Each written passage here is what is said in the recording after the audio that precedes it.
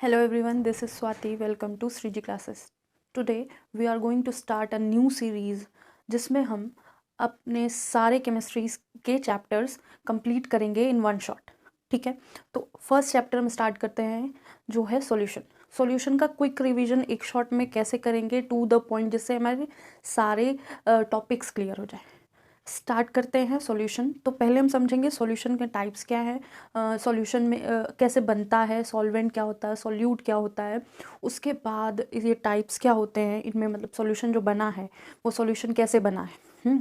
कि किसी लिक्विड में सॉलिड मिक्स किया गया है, किसी लिक्विड में गैस मिक्स करी गई, किसी लिक्विड में लिक्विड मिक्स किया गया. तो ऐसे सारे टॉपिक्स. और उसके बाद Henry's law, Rawls law, colligative properties, ये सारे जो इस से रिलेटेड है, मोलैरिटी, मोलैलिटी एंड कंसंट्रेशन के टर्म्स में जितनी भी सारी यूनिट्स या जिससे रिलेटेड हम सारे न्यूमेरिकल्स अपने सॉल्व करते हैं वो सारे हम यहाँ देखेंगे. तो स्टार्ट करते हैं. फर्स्ट चैप्टर ऑफ केमिस्ट्री वो है solution. Let's start this topic. तो ये थोड़ा सा इंट्रोडक्शन है सॉल्यूशन का, जिसमें हम समझेंगे सॉल्यूट क्या होते हैं, सॉल्वेंट क्या होते हैं, सॉल्यूशन क्या होता है, टाइप्स ऑफ सॉल्यूशन क्या होते हैं, पोलर सॉल्वेंट क्या होते हैं, ये सब. ठीक है, तो इसके बाद हम डायरेक्ट फॉर्मूला समझेंगे, जो इम्पोर्टेंट फॉर्मूला हैं, इम्पोर्टेंट कॉन्सेप्ट्स हैं. तो स्टार्ट करते हैं सॉल्यूशन क्या है. सॉल्यूशन एक तरह का मिक्सचर है सॉल्यूट और सॉल्वेंट का. सॉल्यूशन क्या है, सॉल्यूट और सॉल्वेंट का मिक्सचर है. ठीक है, तो सॉल्यूट क्या है, जो घोलता है, जो घुले, जो घुल जा रहा है. और सॉल्वेंट क्या है, जो घोल रहा है, जो घोले या दूसरी चीज़ को अपने अंदर घोल रहा है, वो सॉल्वेंट है. और जो चीज़ खुद घुल रही है वो क्या है, सॉल्यूट है. सॉल्यूशन में जनरली जो यूज़ किया जाता है, सॉलिड को लिक्विड में घोला जाता है. ठीक है, अब टाइप्स ऑफ सॉल्यूशंस देख लेते हैं. हिट्रोजीनियस सॉल्यूशन होंगे, होमोजीनियस सॉल्यूशन होंगे और हिट्रोजीनियस सॉल्यूशन होंगे. होमोजीनियस सॉल्यूशन क्या होंगे, होमोजीनियस वो सॉल्यूशन होंगे जिसमें एक ही फेज में बहुत सारी चीज़ें मिक्स हो रही हों.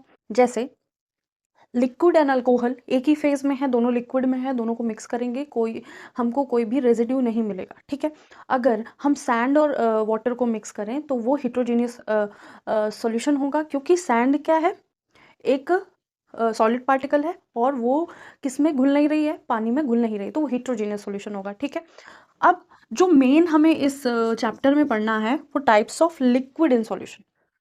ठीक है, तो जो हमने ये टाइप्स पढ़े, इसमें भी एक और टाइप बन जाएगा जिसमें कि लिक्विड का सॉल्यूशन होगा, लिक्विड में सॉल्यूशन होगा. सॉल्यूशन में लिक्विड यूज़ किया गया होगा. अब बात आती है क्या और टाइप्स के सॉल्यूशन होते हैं. हाँ, और टाइप के सॉल्यूशंस भी होते हैं. ऐसे सॉल्यूशंस जैसे सोल, एरेजोल, ये सब बनता है. गैस में गैस मिक्स करना, उसको भी सॉल्यूशन बोल सकते हैं. गैस, सॉलिड में गैस को मिक्स करना, बहुत सारी चीज़ें होती हैं. तो ये जो पर्टिकुलर हम तीन जो टाइप पढ़ेंगे, type of liquid in solution, तो वो क्या है, जब हम सॉलिड में लिक्विड को मिक्स कर दें, फर्स्ट.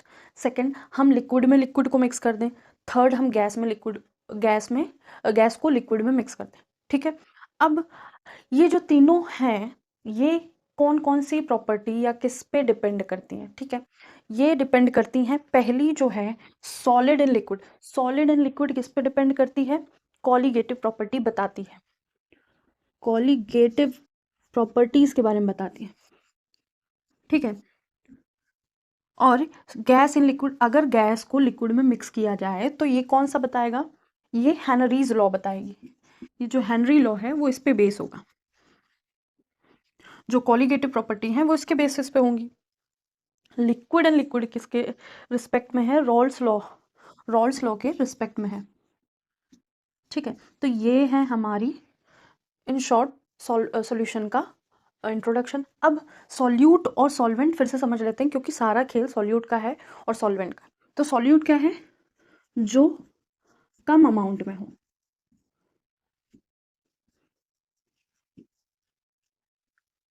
जो कम अमाउंट में हो. ठीक है, सॉल्वेंट क्या है, जो ज़्यादा अमाउंट में हो, जो ज़्यादा अमाउंट में हो. अब ये क्या है, एक छोटा सा इंट्रोडक्शन, जिसमें सॉल्यूट जिसको हम घोल रहे हैं और सॉल्वेंट जिसमें हम घोल रहे हैं, ठीक है। तो ये कम अमाउंट में होगा, अगर ये ज़्यादा हो जाता तो ये सॉल्वेंट की तरह बिहेव करने लगा, इसलिए ये क्या है, सॉल्यूट, और ये है सॉल्वेंट। सॉल्वेंट के टाइप्स होते हैं, जिसमें होता है पहला पोलर सॉल्वेंट, दूसरा होता है नॉन पोलर सॉल्वेंट। जो पोलर सॉल्वेंट है वो क्या कर रहा है, वो पोलर इन नेचर होता है, उसका जो पोलैरिटी है not equal to zero, dipole moment not equal to zero होता है, ठीक है। और इसका dipole moment equal to zero होता है, ठीक है। इसमें पोलैरिटी होती है क्योंकि पोलर पोलर मिक्स करते हैं, नॉन पोलर मिक्स करते हैं, और इसमें पोलैरिटी नहीं होती है। पोलर के और भी टाइप्स होते हैं, या उसको दोबारा और क्लासीफाई कर सकते हैं दो में, polar protic solvent, polar aprotic solvent. ऐसे सॉल्वेंट जिसमें H प्रेजेंट हो, ठीक है, H प्लस प्रेजेंट हो, और ऐसे सॉल्वेंट जिसमें H प्लस नॉट प्रेजेंट हो, ठीक है। तो ये बात हमने कर ली किसकी, सॉल्वेंट की। सॉल्वेंट में पोलर नॉन पोलर होते हैं, पोलर पोलर मिक्स होते हैं, नॉन पोलर मिक्स होते हैं। अब पोलर के भी दो टाइप्स होते हैं, पोलर प्रोटिक, इस ऐसे सॉल्वेंट जिसमें H मिलता है हमें, और पोलर अप्रोटिक सॉल्वेंट, ऐसे सॉल्वेंट जिसमें H प्लस नहीं मिलता हमें, ठीक है। तो ये छोटा सा इंट्रोडक्शन हो गया है। अब हम डायरेक्ट फॉर्मूले पे आते हैं कि जो इंपॉर्टेंट फॉर्मूले हमें देखने को मिलेंगे इस चैप्टर में, और जिसके न्यूमेरिकल बहुत ज़्यादा आते हैं। तो पहले हम ये चैप्टर रिवाइज करेंगे, फिर इसके हर टॉपिक से एक एक दो दो न्यूमेरिकल करेंगे। तो स्टार्ट करते हैं। पहला हमारा जो न्यूमेरिकल बेस्ड जो जितने भी सारे क्वेश्चंस हैं उस पे वो फॉर्मूले स्टार्ट करते हैं। तो ये है हमारे इम्पोर्टेंट फॉर्मूले रिलेटेड टू दिस चैप्टर। इसमें क्या है, सबसे पहले ये सारे टर्म्स कंसंट्रेशन से रिलेटेड है, क्योंकि सॉल्यूशन की बात हो रही है। सॉल्यूशन जो लिक्विड पोर्शन जो हमने यूज़ किया है, क्योंकि ये सॉल्यूशन में सारा लिक्विड ही यूज़ हुआ है, ठीक है। तो लिक्विड के रिस्पेक्ट में जो भी बात करते हैं तो कंसंट्रेशन के ही टर्म ही में ही हम बात करेंगे, ठीक है। तो ये सारे फॉर्मूला कंसंट्रेशन के रिस्पेक्ट में यूज़ हुए हैं। तो फर्स्ट जो हमारा फॉर्मूला सबसे ज़्यादा यूज़ होता है वो वेट बाय वेट परसेंट, मतलब वेट ऑफ सॉल्यूट होगा अपॉन वेट और मास ऑफ सॉल्यूशन। जो भी हमारा सॉल्यूट है उसका weight upon mass of solution into 100, तो ये परसेंटेज निकल आएगा।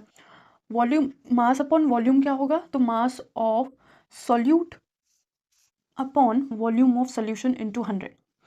तो ये जो है इसका एग्जांपल बोल सकते हैं कि 10 gram of solution in 100 gram of, sorry 10 gram of solute in 100 gram of solution, ठीक है। तो यहाँ पे सॉल्यूशन मेज़र किस में किया जाएगा, ग्राम्स में मेज़र किया जाएगा।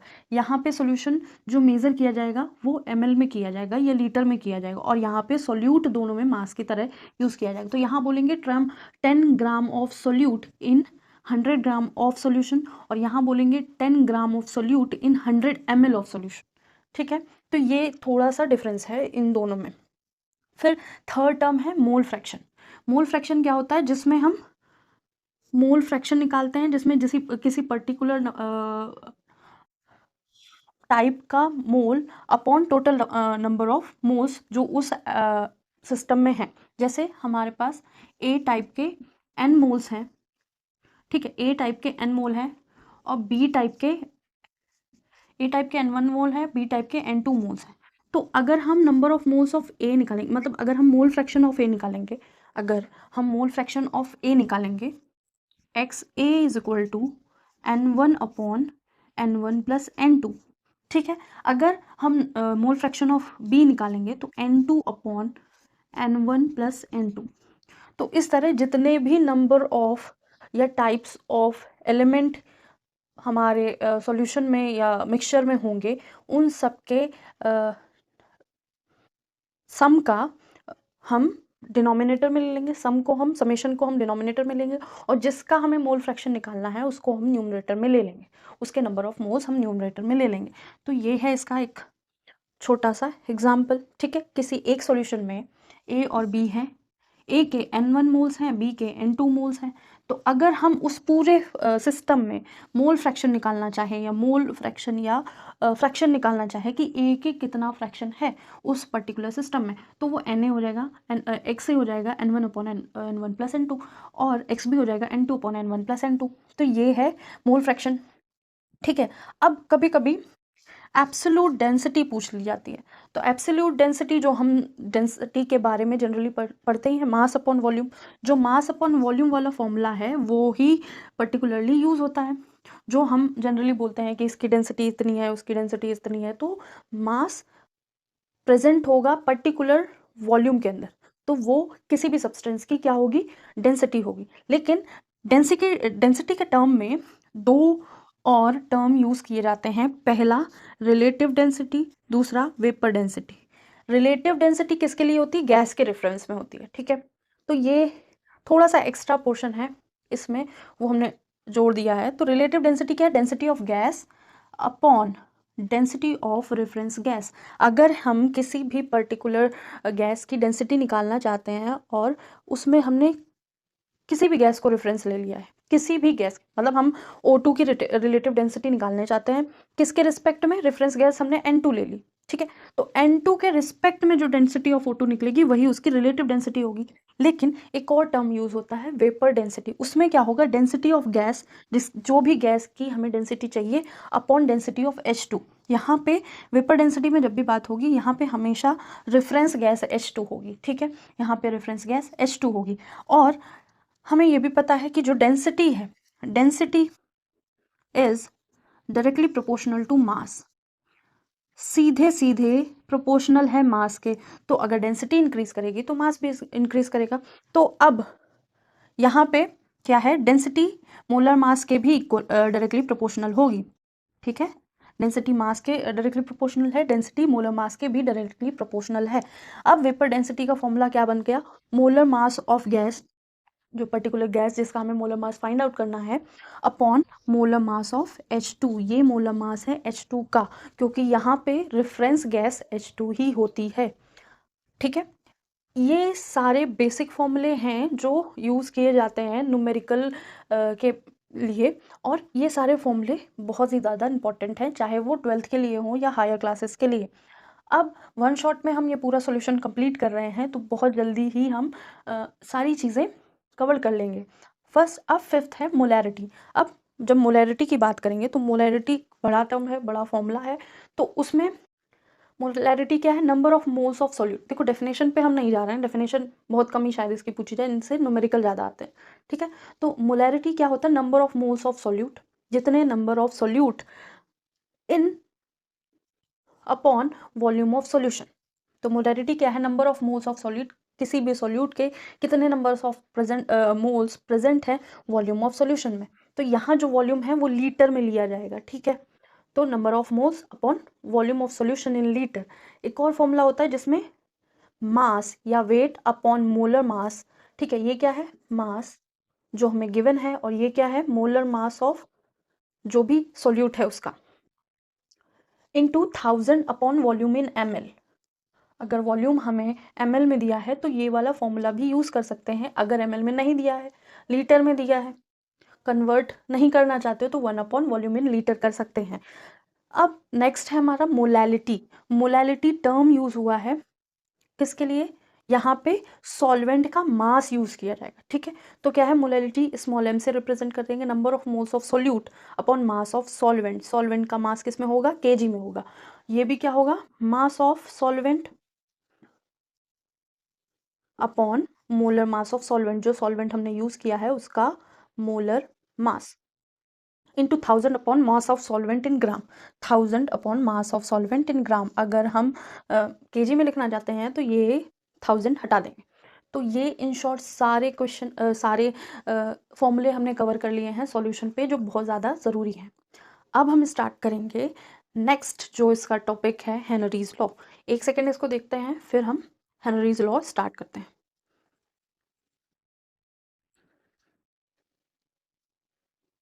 तो ये है हेनरीज लॉ। हेनरीज लॉ में क्या था, ये डील करती है किसके साथ डील करती है, मतलब हमने पहले बता दिया था गैस इन लिक्विड की बात होगी, तो हेनरी लॉ इस सॉल्यूशन के बारे में बात करेगा, ठीक है। तो क्या है, पहला सॉल्यूट क्या होगा, गैस, और सॉल्वेंट क्या होगा, liquid. According to this law के अकॉर्डिंग जो पार्शियल प्रेशर है, पार्शियल प्रेशर ऑफ सॉल्यूशन या पार्शियल प्रेशर ऑफ गैस, क्योंकि सॉल्यूट की बात करेंगे ना, यहाँ पे सॉल्यूट क्या है, गैस है, तो partial pressure of gas is directly proportional to mole fraction of liquid. जो हमारा लिक्विड है या सॉल्वेंट है उसके डायरेक्टली प्रोपोर्शनल होगा, उसके मोल फ्रैक्शन के डायरेक्टली प्रोपोर्शनल होगा। ठीक है, जो partial pressure of gas is directly proportional to mole fraction in liquid, to its mole fraction in liquid. ठीक है, तो ये पार्शियल प्रेशर किसका होगा? गैस का होगा। ये क्या है? Mole fraction of gas in liquid. ठीक है, और ये क्या है? Henry's constant. ये कांस्टेंट यूज किया गया, मतलब P is directly proportional to mole fraction of gas. ठीक है, अब हेनरीज जो कांस्टेंट है वो डिपेंड करता है, किस पे डिपेंड करता है? गैस पे और सॉल्वेंट पे, क्योंकि जो भी सॉल्वेंट है वो हमारा लिक्विड है और जो सोल्यूट है वो हमारा गैस है, तो हेनरीज कांस्टेंट है, डिफरेंट गैसेस के लिए डिफरेंट होगा। ठीक है, अब बात करते हैं कि ये एप्लीकेशन, ये अप्लाई कहाँ होता है चीज़ें, ये जो हेनरीज लॉ है वो कहाँ कहाँ हम अप्लाई होते देखते हैं। तो एप्लीकेशन के बारे में बात करेंगे, जब हम क्या करते हैं, सॉफ्ट ड्रिंक्स बॉटल को बॉटलिंग करते हैं या सॉफ्ट ड्रिंक पैक करते हैं, तो वहाँ जो मेथड यूज़ होता है, या फिर एक प्रेशर से हम CO2 गैस को बॉटल में फिक्स करते हैं और साथ में उसमें लिक्विड भी होता है। ठीक है, तो ये बेस्ड होता है हेनरीज लॉ पे। डिप्रेशन, सिकनेस या बेंड्स, मतलब जब जो इसको ये मतलब ये दोनों इंटर रिलेटेड है, मतलब हमने एक और बना दिया एक पॉइंट इसका, क्योंकि यहाँ पे जो सिकनेस है या बेंड्स है थोड़ा अलग टर्म में यूज़ होगा, स्कूबा डाइवर्स जो सिलेंडर्स यूज़ करते हैं वो अलग टर्म में यूज़ करेंगे। ठीक है, तो डिप्रेशन सिकनेस क्या होता है कि जब हम लो बहुत सी के अंदर, समुद्र के अंदर हम स्कूबा डाइविंग करते हैं, तो अगर हम जो हमारे जैसे ही हम नीचे जाएंगे, तो जो सॉल्युबिलिटी है ऑक्सीजन की घुलने की, जो सॉल्युबिलिटी है हमारे शरीर में वो ज़्यादा हो जाएगी, क्योंकि जितना हम डीप चले जाएंगे उतना ही सॉल्युबिलिटी बढ़ती चली जाएगी। ठीक है, अब जैसे तो केवल ऑक्सीजन तो होगा नहीं, जो सिलेंडर होगा जो हम ले जाएंगे अपने साथ, उसमें केवल ऑक्सीजन तो होगा नहीं, उसमें नाइट्रोजन भी होगा, हीलियम भी होगा। तो क्या हुआ कि पहले अगर हम के नाइट्रोजन की ज़्यादा अमाउंट ले जाते हैं ऑक्सीजन के साथ, तो अगर हम जब नीचे जाएंगे तो हमारी बॉडी में क्या होगा? ऑक्सीजन घुलेगा और नाइट्रोजन भी घुलेगा, और जब हम ऊपर आएंगे तो हमारी बॉडी में एक तरह का बेंड प्रोड्यूस होगा, मतलब बबल्स प्रोड्यूस हो जाएंगे, जो घुल चुका था अब वो बॉडी से, क्योंकि टेम्परेचर बढ़ रहा है तो बॉडी से निकलना शुरू कर जाएंगे, वो जो गैसियस फॉर्म है वो ब्लड से बाहर आने लगेंगे, और जैसे ही ब्लड से बाहर आएंगे वो एक पेनफुल सिनेरियो क्रिएट करेंगे, मतलब हमारी बॉडी के अंदर पेनफुल, बहुत ज़्यादा पेन होगा, बैंड्स क्रिएट करेंगे, मतलब जो बबल्स नाइट्रोजन के निकलेंगे उसकी वजह से बहुत ज़्यादा पेन होगा, और जिसकी वजह से डेथ भी हो जाती है लोगों की लिए। ठीक है, इसलिए स्कूबा डाइवर्स जो हैं वो सिलेंडर ले जाते हैं ऑक्सीजन के, वो उसमें कुछ अमाउंट हीलियम की भी होती है, क्योंकि helium is insoluble in body. ठीक है, तो ये है एप्लीकेशन जब स्कूबा डाइवर्स होते हैं, या फिर स्कूबा डाइवर्स जो सिलेंडर ले जाते हैं उसमें यूज़ किया जाता है ये मेथड। बॉटलिंग हो रही होती है। ठीक है, तो सिलेंडर में गैस भरने के लिए हम जब स्कूबा डाइविंग करते हैं वहाँ पे अपने आप की, अपनी बॉडी को बेंड से बचाने के लिए, और सॉफ्ट ड्रिंक्स को बॉटल में भरने के लिए, ये जो सारी एप्लीकेशन है वो हेनरीज लॉ के थ्रू ही अप्लाई हैं। ठीक है, अब हम बात करेंगे factor affecting the Henry's law. ऐसे लॉ ऐसी बातें या ऐसे फैक्टर्स जो हेनरीज लॉ को अफेक्ट करते हैं। स्टार्ट करते हैं, और इसको 1 मिनट देने के बाद हम फैक्टर्स देखते हैं सारे।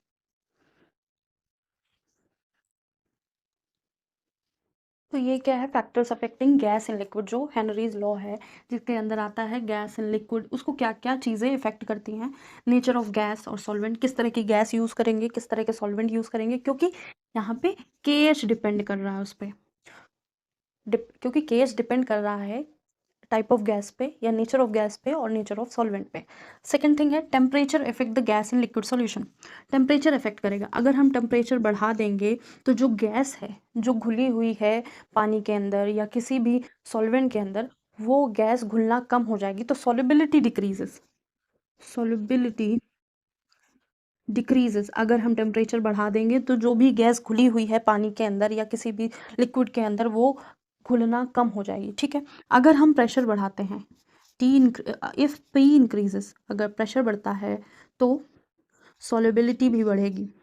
इसलिए डाउन द सी अगर हम जाएंगे तो वहाँ पे प्रेशर हाई है, प्रेशर हाई है तो सॉल्युबिलिटी भी हाई होगी, जिसकी वजह से नाइट्रोजन जैसी गैसेस हमारी ब्लड में घुल सकती हैं। इसलिए हम सिलेंडर में हीलियम भी साथ ले जाते हैं एक डेफिनेट प्रोपोर्शन में। हीलियम हमारी बॉडी में या हमारे ब्लड में घुलती नहीं है, और घुलेगी नहीं तो बेंड्स क्रिएट नहीं करेगी, जिसकी वजह से कभी कभी डेथ भी होने के चांसेस रहते हैं। तो ये सारे एप्लीकेशन हैं या factors affecting the Henry's law. तो क्या होगा, नेचर पे डिपेंड करेगा, इफेक्ट ऑफ टेम्परेचर पे डिपेंड करेगा और प्रेशर पे भी डिपेंड करेगा। ये हमारा यहाँ पे हेनरीज लॉ ख़त्म हो गया है। ठीक है, अब हेनरी लॉ के बाद हम डाल्टन्स लॉ करेंगे। डाल्टन्स लॉ करेंगे, उसके बाद हम कॉलीगेटिव प्रॉपर्टी करेंगे।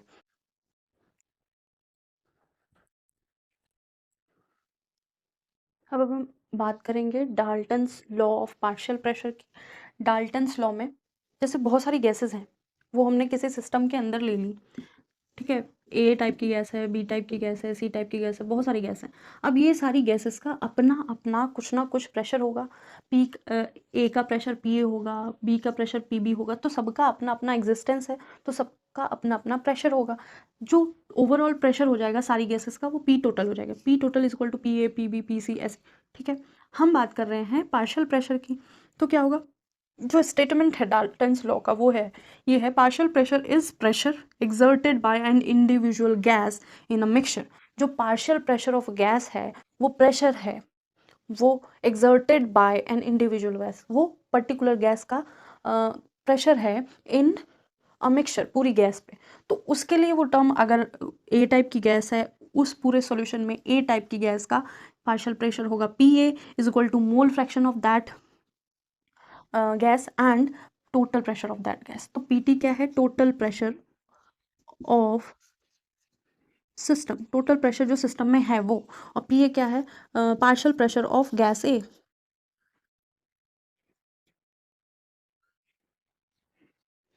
ठीक है, और ये क्या है, mole fraction of gas A, mole fraction of gas ए।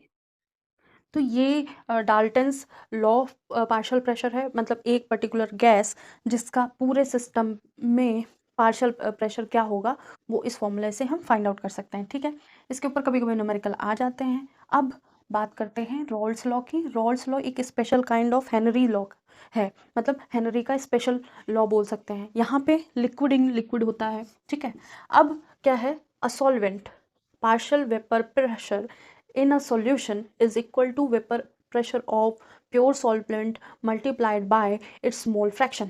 देखो, यहाँ जो सॉल्वेंट है उसकी बात करी जा रही है, मतलब सॉल्वेंट जो है वो गैस में कन्वर्ट हो रहा है, मतलब हमारा सॉल्वेंट जो है वोलाटाइल है। ठीक है, और जो सॉल्यूट है वो नॉन वोलाटाइल है, नॉन वोलाटाइल है। अब जो सॉल्यूट है वो नॉन वोलाटाइल है, इसलिए वो गैस फॉर्म में कन्वर्ट नहीं हो रहा, तो उसके प्रेशर की बात यहाँ पे नहीं की है। अब बात सॉल्वेंट की प्रेशर की गई है, तो एक बात और बोल देते हैं, जब सॉल्वेंट में कुछ मिक्स किया गया है, ऐसा कुछ मिक्स किया गया है जिसकी वजह से जितना प्रेशर था सॉल्वेंट का, ठीक है, वो प्रेशर डिक्रीज कर जाता है। ठीक है, जो वेपर प्रेशर बन रहा था, मतलब एक पर्टिकुलर सॉल्वेंट है, उसके वेपर्स निकल रहे हैं एक पर्टिकुलर टेम्परेचर पे और एटमॉस्फेरिक प्रेशर पे। अब हम उस सॉल्वेंट में हम कुछ मिक्स कर देते हैं, तो उसका वेपर प्रेशर हम डिक्रीज कर रहे हैं। ठीक है, तो is equal to vapour pressure of pure solvent. जो वेपर प्रेशर है वो प्योर सॉल्वेंट के बराबर होगा। ठीक है, solvent's partial pressure, partial vapour pressure in a solution is equal to vapour pressure of pure solvent. किसी भी सॉल्वेंट का partial vapour pressure in solution में उसके प्योर सॉल्वेंट के वेपर प्रेशर के बराबर होगा, और उसका मल्टीप्लाई किसका किया जाएगा, मोल फ्रैक्शन से। या फिर कह सकते हैं partial vapour pressure of solvent in solution is directly proportional to partial vapour pressure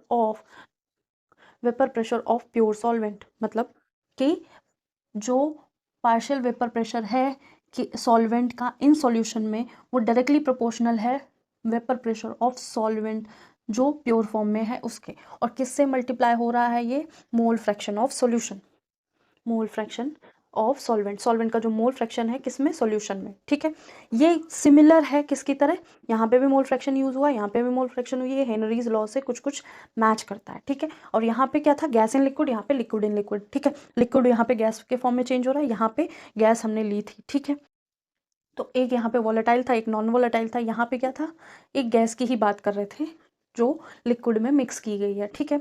ये है हमारे 3 लॉ जो हमने कर लिए हैं। अब हम बात करेंगे कॉलिगेटिव प्रॉपर्टीज़ की, जिसमें हम सॉलिड एंड लिक्विड की बात करेंगे।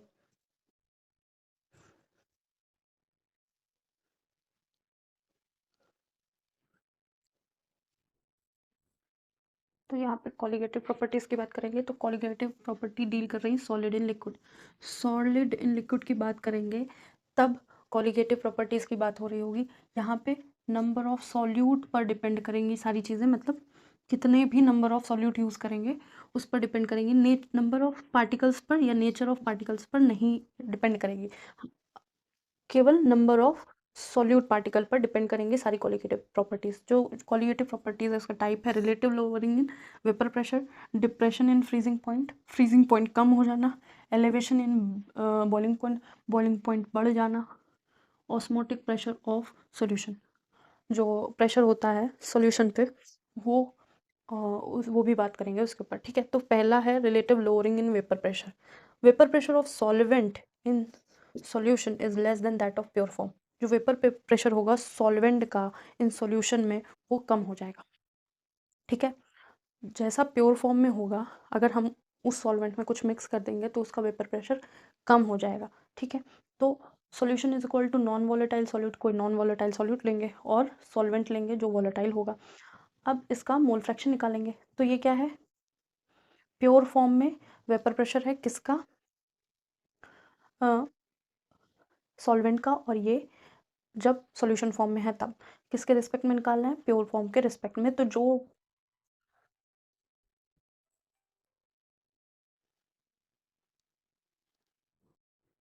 Vapour pressure of solvent in solution is less than that of pure form. जो वेपर प्रेशर होगा सॉल्वेंट का वो लेस हो जाएगा किससे, प्योर फॉर्म से, ठीक है। सॉल्यूशन में कम हो जाएगा वेपर प्रेशर किसका, सॉल्वेंट का। Depression in freezing point of solvent, freezing point अगर वेपर प्रेशर डिक्रीज हो रहा है तो फ्रीजिंग पॉइंट भी घट जाएगा। मतलब सॉल्वेंट में हमने कुछ मिक्स किया तो अब उस सॉल्वेंट का जो एक सॉल्यूशन फॉर्म बन गया है वो सॉल्यूशन का फ्रीजिंग पॉइंट घट जाएगा। मतलब पहले वो 0 डिग्री पे जम रहा था या फ्रीज हो रहा था, अब वो -2 डिग्री -4 डिग्री ऐसे फ्रीज होगा, ठीक है। तो इसका फॉर्मूला है delta T F is equal to K F into molality. तो ये क्या है, डिप्रेशन इन फ्रीजिंग पॉइंट, ये क्या है, फ्रीजिंग पॉइंट कोफिशिएंट या कांस्टेंट, एक कांस्टेंट टर्म है ये, या प्रोपोर्शनैलिटी कांस्टेंट कहेंगे, ठीक है। Elevation in boiling point of solvent, मतलब अगर हम किसी भी सॉल्यूशन में सॉल्यूट प्लस सॉल्वेंट कर रहे हैं, ठीक है, तो सॉल्वेंट जिस प्योर फॉर्म में जो था अब वो सॉल्यूशन फॉर्म में आ गया है, तो उसका वेपर प्रेशर अगर बढ़ रहा है तो बॉइलिंग पॉइंट भी बढ़ेगा, ठीक है। मतलब अगर हमने इसको इसमें कुछ मिक्स करें वेपर प्रेशर घटेगा, वेपर प्रेशर घटेगा, मतलब सॉल्वेंट में हमने कुछ मिक्स किया तो वो सॉल्यूशन बन गया, जब मिक्स किया तो उसका वेपर प्रेशर घट गया, जो मेन फॉर्म था उससे वेपर प्रेशर घट गया। अब क्या होगा, अगर हमने उस मान लो पानी में हमने नमक मिक्स कर दिया तो उसका बॉइलिंग पॉइंट बढ़ गया, ठीक है। अब वो 100 डिग्री पे अगर हीट कर रहा था या बॉईल कर रहा था उससे कुछ पॉइंट ऊपर बॉईल करेगा, ठीक है, जो हम खाना बनाने में जनरली यूज़ करते हैं, ठीक है। अब इसका फॉर्मूला है delta T B is equal to K B into molarity. T B क्या है, elevation in boiling point, K B क्या है, प्रोपोर्शनैलिटी कांस्टेंट या एलिवेशन कांस्टेंट, या फिर मोलर एलिवेशन कांस्टेंट भी बोल सकते हैं, ठीक है। नेक्स्ट है हमारा osmotic pressure of solution. Osmotic pressure of solution किसके रिस्पेक्ट में होगा, कंसंट्रेशन के टर्म में, जो pi is equal to C R T, C क्या है, कंसंट्रेशन है, और यहाँ इसको N2/V भी लिख सकते हैं, वॉल्यूम ऑफ सॉल्यूशन, और इसको कह सकते हैं number of moles of solute, moles of solute. R क्या है हमारा गैस कांस्टेंट, टी क्या है टेम्परेचर। ये है हमारे कॉलिगेटिव प्रॉपर्टीज़ के 4 टाइप्स, और इनके ये हैं फॉर्मूले। इस पे टाइप पे कभी कभी क्वेश्चन आ जाते हैं। बस इसके बाद हमारा लास्ट है रिवर्स ऑस्मोसिस, उसके बाद हम ये चैप्टर फिनिश करेंगे। तो ये है लास्ट टॉपिक। अब इसमें क्या है, आइसोटोनिक सॉल्यूशन। आइसोटोनिक सॉल्यूशन क्या होते हैं? ऐसे सॉल्यूशन, ऐसे दो सॉल्यूशन जिनका ऑस्मोटिक प्रेशर सेम होता है सेम टेम्परेचर पे। अगर दो आइसोटोनिक सॉल्यूशन हैं तो उनके बीच में ऑस्मोसिस नहीं होगा, ठीक है। अब बात करते हैं reverse osmosis. Reverse osmosis generally पूछ लिया जाता है, तो ऑस्मोसिस पहले समझ लेते हैं। तो ऑस्मोसिस क्या होता है? सॉल्वेंट जहाँ पे लो कंसंट्रेशन होता है वो लो कंसंट्रेशन से हाई कंसंट्रेशन की तरफ जा रहा होता है, जहाँ पे हाई कंसंट्रेशन सॉल्यूशन की तरफ जा रहा होता है थ्रू सेमी परमिएबल मेम्ब्रेन, ठीक है। तो ये ऐसी मेम्ब्रेन है जहाँ से सॉल्वेंट पास हो रहा है, जहाँ लो कंसंट्रेशन है towards the high concentration of the solution, ठीक है।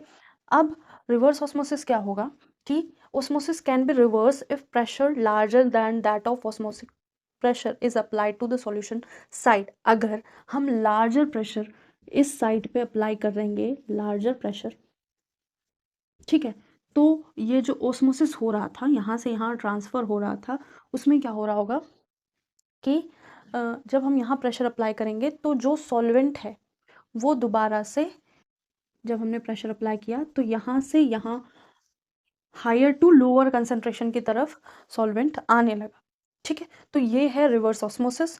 तो क्या है? Osmosis can be reversed if larger pressure than that of osmotic pressure. Osmotic pressure से लार्जर प्रेशर हम अप्लाई करेंगे टू सॉल्यूशन साइड, जो सॉल्यूशन साइड है वहाँ पे, ठीक है। Pure solvent flow from solution through semi permeable membrane.